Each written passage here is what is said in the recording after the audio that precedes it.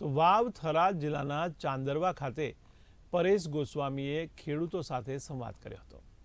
ત્યારે વાવ તાલુકાના ચાંદરવાડા ગામે ચિત્રોડ માતાજીના મંદિરના ચોકમાં હવામાન નિષ્ણાત પરેશ ગોસ્વામીએ ખેડૂતો સાથે ખેતી વિષયક જાણકારી આપી હતી।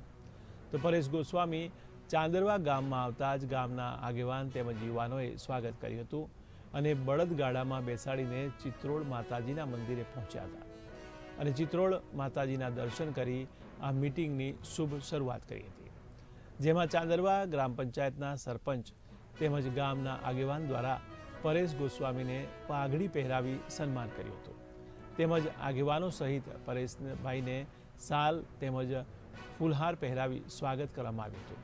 ત્યારે બહોળી સંખ્યામાં ખેડૂત આગેવાન યુવાનો ઉપસ્થિત રહ્યા હતા।